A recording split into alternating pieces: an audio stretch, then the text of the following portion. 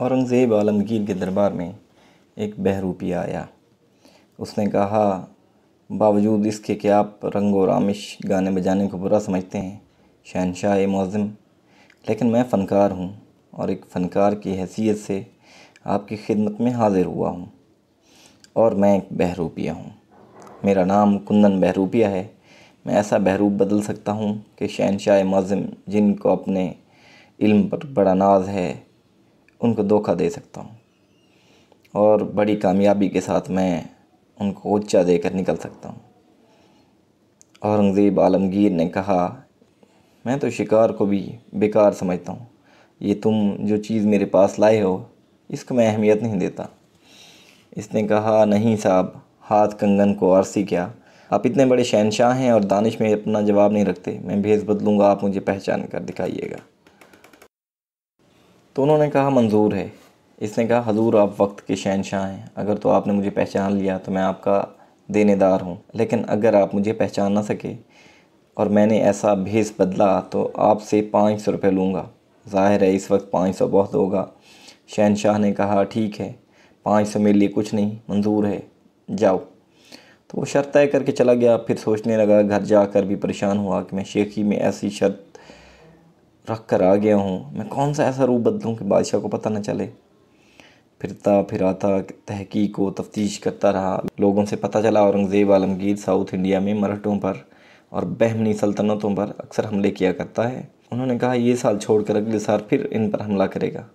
یہ خبر بہروپیے کو جو پتہ چلی، اس نے کہا، ٹھیک ہے۔ چنانچہ وہ یہاں سے باپیادہ سفر کرتا ہوا اس مقام پر پہنچ گیا جہاں بہمنی سلطنت تھی۔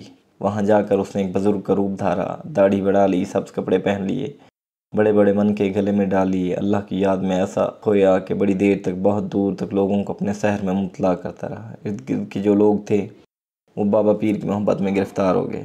لوگ آنے لگے، طرح طرح کے چڑھاوے چڑھانے لگے، جیسے کہ ہمارے یہاں رواج ہے۔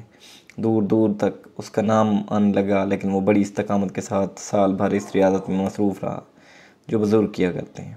ایک سال بعد جب اپنا لاؤ لشکر لے کر اورنگزیب عالمگیر ساؤتھ انڈیا پہنچا اور پڑاؤ ڈالا تو تھوڑا سا خوف زدہ تھا۔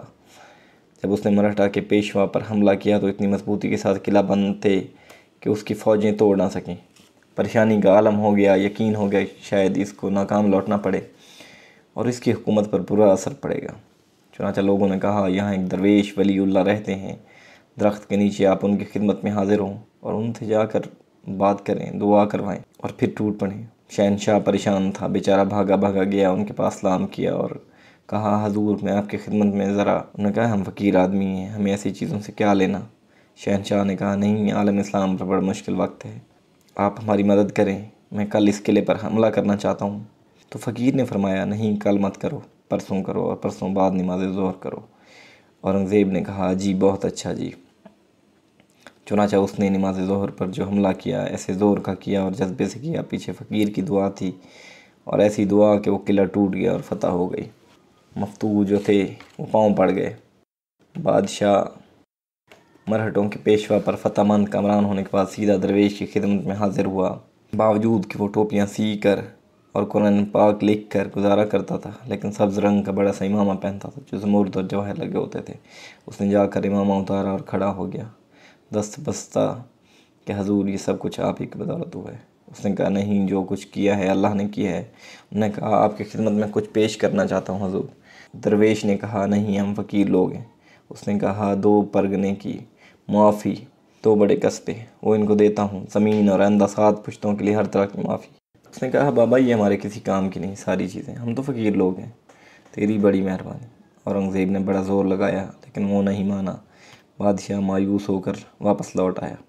اس نے اپنے تخت کے اوپر مطمئن ہو کر ایک نیا فرمان جاری کیا۔ جب شہنشاہ فرمان جاری کر رہا تھا، عین اس وقت کندن بہروپیہ اس کے سامنے آ گیا۔